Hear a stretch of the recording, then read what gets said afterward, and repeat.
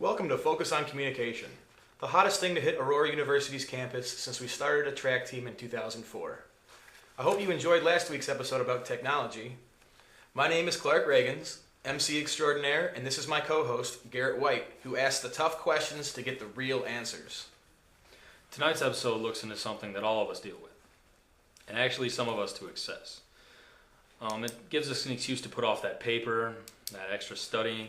It also gives us a chance to unwind after a long day of work. It gives us that release, that escape from those long, boring hours of a normal day and takes us to a new world and gets rid of our stress. What we're talking about, of course, is television and movies. Tonight we delve deeper into this giant monster by examining the cinema and its different parts, with a special focus on verbal versus nonverbal communication, as well as how movie elements come into play for the viewing experience. Now, you can't handle the truth. You talking to me? Well, what we have here is a failure to communicate. You had me at hello. Well, it's elementary, my dear Watson. There's a good chance that you recognize some of these famous quotes. Our first guest, Mr. Doug Nelson, is here to help us answer what makes them so memorable. Before we introduce him, let's take a look at a short, really short clip. Fasten your seatbelts. It's gonna be a bumpy ride. Good morning, Vietnam! You can do it! He slimed me. Tora! It's in the hole! What'd you do? You'll shoot your eye out, kid. I am serious. And don't call me Shirley. There's no crying in baseball! Good. Forever. Ma, the meatloaf! It's not a tumor. Price is wrong, bitch. Hey, the Schwartz be with you. The who? The her. Spew into this. Yeah, baby, yeah! I'm the dude. What are you looking at, butthead? This boy talking on the telephone. What knockers. I get older, they stay the same age. Welcome to Jurassic Park. I am your father.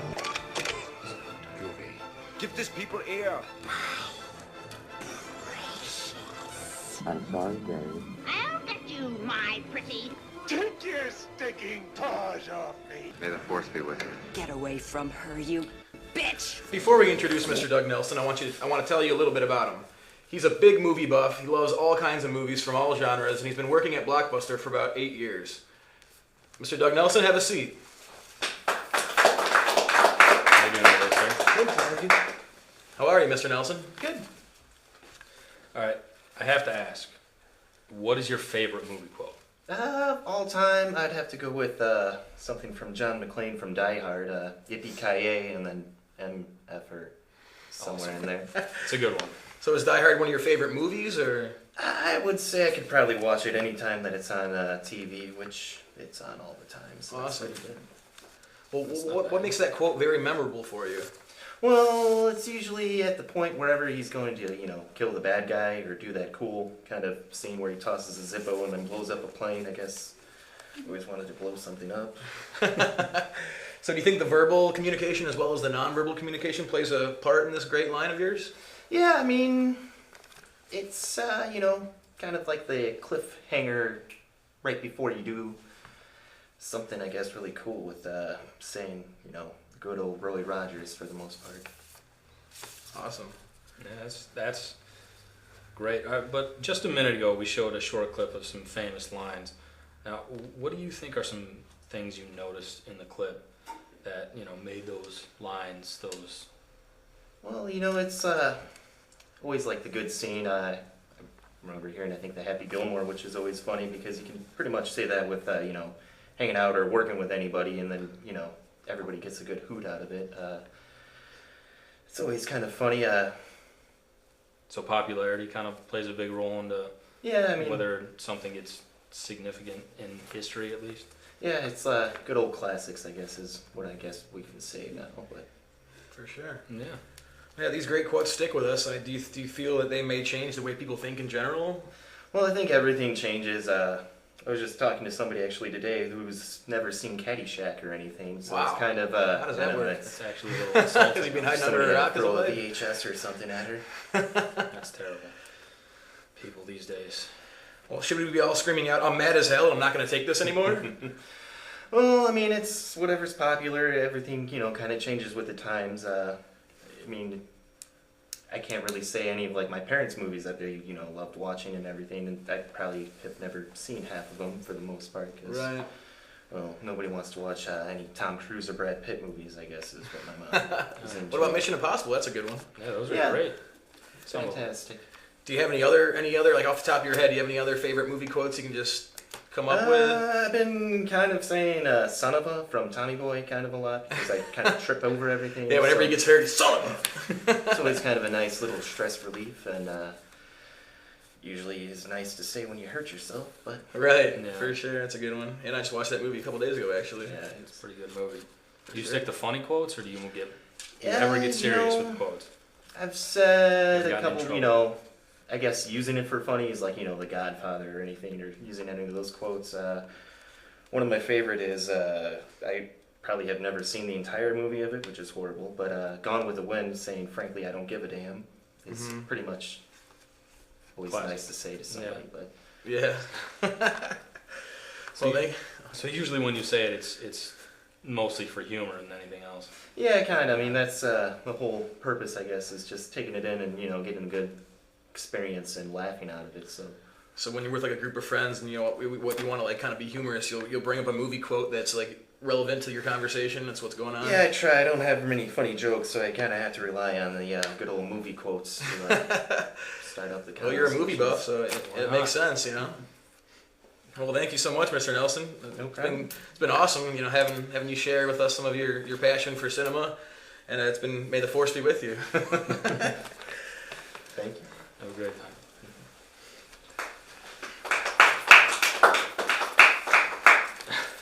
Now, cultivation theory examines long-term effects of television on viewers. The father of this theory, George Gerbner, asserts that television's major culture function is to stabilize social patterns and to cultivate resistance to change. Excuse me. To put into layman's terms, it says that if a person were to watch more TV and, you know, more than someone else, or live in the television reality, as someone might say, they would be subject to being gullible or more likely to believe that what they see on TV is actually real. Like if you've ever seen reality TV shows like The Jersey Shore, you'd think if you went out east, maybe everybody's an idiot and you can't understand them. It's things like that. And then, you know, there's other shows like, I don't know, The Bachelorette. You ever seen that one? Yeah, my fiance watches it a lot, actually. She does? Not my favorite, but I'll tune in once in a while with her just to hang out. I pegged you for a bachelor, man. No. I was thinking, all right, well, that's just my bad judgment of people. But that's, you know, I mean, it basically promotes having a harem, which I thought is actually not a terrible idea. Yeah, that's not bad. You know? I don't know. Maybe I'm just chauvinistic and a little bit low. But, I'm sorry, where was I? Talking about how everybody who watches TV? Yeah. That's right. So everybody who watches TV too much probably will end up believing that the real world is like TV. Maybe you go out and you see a TV show about cops. You'll think that gangs run the world and that cops are all crooked. And so if George Gerbner were asked about great quotes, he would, without a doubt, say that they influence our daily lives and daily decisions, if not our very beliefs. But quotes are not the only thing we take from our films. Dr. Pamela Wicks, professor of communication at Aurora University, will also be joining us tonight to speak about the impact of movie elements and how they add to the overall tone and viewing experience. In particular, we will look at one of her favorite shows, Supernatural. Let's take a brief look of an episode titled Wendigo. And Dr. Wicks, why don't you come out and watch it with us?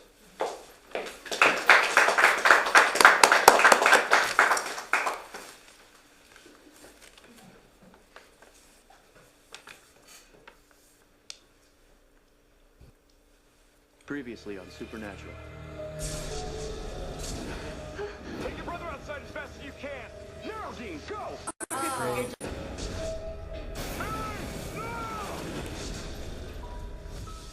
Dad's on a hunting trip. And he hasn't been home in a few days. Just excuse us. I swore I was done hunting. For good. I can't do this alone. And now you're taking off in the middle of the night to spend a weekend with him? Hey, everything's gonna be okay. I promise. You think Mom would have wanted this for us? We were raised like warriors. We have a responsibility to Dad and his crusade. Even if we do find the thing that killed her, Mom's gone. She isn't coming back. Don't talk about her like that. Dad's gone. I've got his journal. He left me a message. These coordinates he left us, it's weird, man. Hey, Dean, what I said earlier, I'm sorry. No chick flick moments. Jess? Thanks for coming tonight, Dr. Wicks. It's great to have you. I hope you've enjoyed tonight's episode so far. I certainly have, and thank you for having me. Oh, no problem. Now, before we get to any of the serious questions, I was wondering, why are you such a big fan of Supernatural?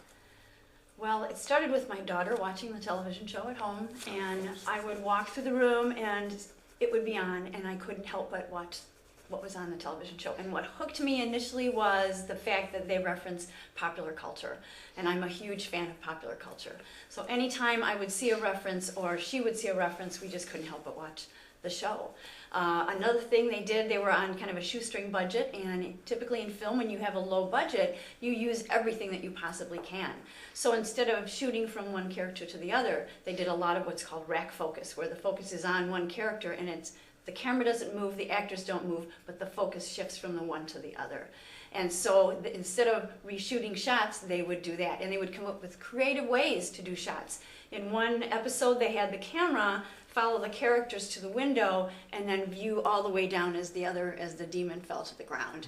So they did a lot of creative camera work, and they did a lot of references to pop culture, and those two things are a couple of things that I really enjoy looking at, and a lot of our greatest film inventions came about just that way, with having to use what they had to make the movies or to make television. So Awesome. Well, you were talking about some of these references to popular culture. Do you have any certain examples you can pull from some of the episodes? Well, they talk about themselves a lot. So the show is filmed in Canada, and at one point they were supposed to be somewhere in the Southwest or in a different part of the country. And as they're walking along the set, they look up, and the one character says to the other, "Oh, it's so cold here. You'd think we were in Canada." So they do things like that for their fans. So it's like a wink, wink, and a nod, nod to them a lot. So they're very big into the fan base, and that's another reason that I enjoy them. So anytime they do anything like that, you'll see a sign behind their head that'll say "a pig in a blanket," and you'll wonder, what does that mean? Huh. What is that? What are they referencing? And sometimes you have to dig a little bit to find out what they were Do a little talking thinking about. for yourself there. Yes, That makes sense. yes, exactly. So how can some of the lighting be used to alter the audience's perception to like what's being significant in a certain scene? Well, as we just saw in the clip that you showed, a lot of the scenes are darkly lit.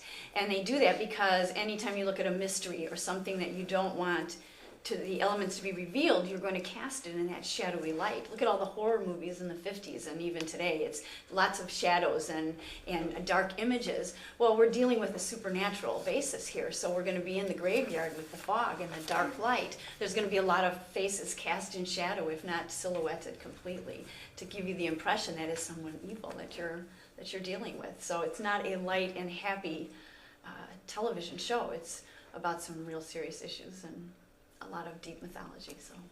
So what do you think the lighting amplifies for the audience? Like, what does it show something, like a different perspective of something, or does it amplify a certain perspective for like an audience member?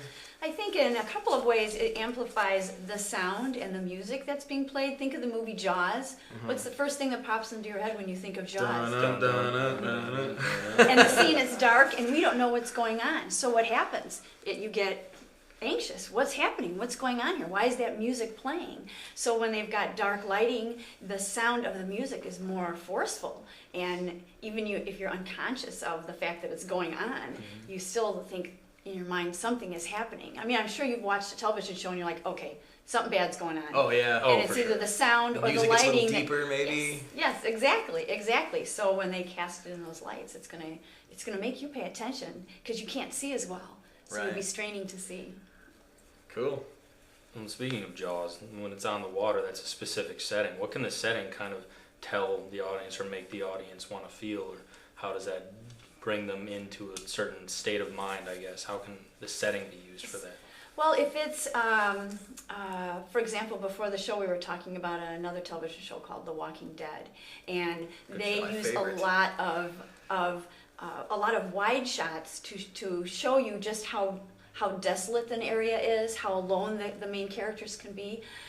They'll use a lot of close shots, so there will be something that's sneaking up, or you can't see what's happening in the background, and that setting, that feeling of aloneness. The last episode, or the second to last episode, when the young boy is coming upon one of the creatures, we see the vast forest around him, and all we see is the water and the little boy. So we feel that isolation. So that setting can make us feel like we're part of what's going on in the scene and create an apprehension in us as an audience member. Do you find that the setting is actually more shown through the type of shot that they have, or is it like in where the shot is? Which part of it makes them more alone? Would it be having the wide shot? Definitely would be. I think it would be having the wide shot, so you can see shot. them isolated in there, or even when they showed the two main characters in the foggy field. At one point, and you probably know what scene I'm talking about. It's we've got a wide shot in actually the father and the son are walking away, but we as the audience can see all the zombies coming up behind them because of that shot. So we know something they don't know. Yeah, and that made a huge impact on me when I was watching that episode too. I just got goosebumps seeing all those walkers in the background coming upon the farm. Yes, and you're yelling, run, run, because they're walking so slowly, yes. Yeah, it definitely makes an impact on your perception and while you're viewing it. And while we're on the topic of The Walking Dead, I'm assuming you're a fan. Yes. So what did you think about the last episode? Like, are you super excited? Do you feel like you were let down for? Oh, not at all. Okay. No, I'm super excited for season 3. Oh, it's gonna be epic. Don't give away too many details. I still haven't seen it yet. No spoilers here. No. No. Well, you better stop right now. Yeah. Yes. Okay. All I gotta say is it's very intense and it'll be worth your while to watch it. Definitely. I can't wait. It's the same type of thing as Supernatural. That mysterious, unearthly. That's things we cannot understand. Sort of you know, the the thing of zombie. the unknown. Yes, it's our fear of the unknown, or a creature that's something we can't control. Yeah. If it's a zombie or if it's a demon, you know, they can come and go without our knowledge. So we are rather helpless in watching those shows. Yeah, it's definitely a good show. Creeps me out fantastically. But on another subject, I guess, how can in an actor's attire or like a character's attire, like the zombies, the walkers, what they're wearing, how they're dressed, how can that sort of negatively or maybe positively affect someone's view of a character, and how can that give them a certain view towards the character? I think the way they're dressed can give us a little insight into who they are. The characters in Supernatural will often dress in costume. They will be FBI men. They'll be pretending to be FBI men, so they come in suits. So even though we as the audience know they're not FBI men, that tells us they're acting in a different role. Right. So if you see them change their costume, something different is going to happen. They're going to be trying some con or another to do whatever it is that they have to do to get the demon in the end. So, and I think in a show like The Walking Dead, when you see their clothes, they get more and more ragged and soiled, or they're torn. We get that sense of a long period of time that they've been going through this. Yeah, they've been a zombie for a long time when they're all real tattered and stuff. And they're all dirty and stuff. And that's kind of a clue to us that that's not a real human too. It lets us in. The walking, the way they're dressed. We don't have to see their face or hear their noises, but we can kind of be clued in by the costume. Yeah, right. If they're a whole person, which isn't always the case. Because if it was a normal person that wasn't a walker or a dead person walking, they'd probably be a little bit more cleaned up. Exactly. Exactly. Know what was going on. Exactly. And in Supernatural, we have Castiel, who is an angel, and he's always wearing a trench coat.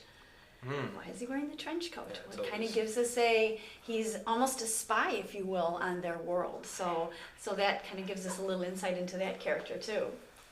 Awesome. Well, on another note, how do you feel that the music can display certain emotions within cinema? Oh gosh, let's go back to the na-na. Yeah. Na-na-na-na. It can make us feel anxious and nervous. It can also make us calm down when that creepy music stops and it's just a lulling scene. We're like, oh, phew, I can take a breath. Of course, then they'll come and get you. You know, with something else, they'll lull you into complacency. But it can totally set the mood or the tone for an entire movie. We were just watching Social Network in one of my classes, and it won the Academy Award for Best Musical Score. And if you listen to the music, what's going on, it's kind of technical, but not really technical, but it has a beat to it that goes along with what's going on in the movie. So it can make us feel along with the characters. Well, on that note, we talked earlier about lighting. Which one do you think is actually more effective in getting under the person's skin in a television show? Which one actually Oh, low-key lighting. Low-key lighting? If it's like the lighting here or daytime, we're safe. There's no shadows. There's nothing that's going to come out and get us from anywhere. We see everything, so there's nothing unknown. But you cast any part of a character in shadow, and the audience isn't quite sure what's going to happen anymore. Either you don't trust the person, you don't know what's going to come up from behind them, you don't know what's going to come up from behind you. Right. So that low-key lighting, those soft shadows, that makes you feel anxious and kind of curious as to what's going to happen. So just the fear of the unknown takes over from... It's like walking into a dark room. You don't know what you're going to expect or what you're going to encounter. So you're not quite sure when you walk in there, right? It's the same thing with a movie. You walk into one of those movies. What am I going to expect? It would be unusual to have Supernatural all lit and bright colors because it's not a bright topic. It's about demons and ghosts and devils and people dying and they're chasing them. So we're going to have more of the dark scenes and dark clothing and. So if it was bright and more brightly lit, would it actually kind of take away from, I guess, the illusion of it being real? If you understand what I mean? In some regard, yeah. I think I would go along with that. We might focus in on the aspects of it that are.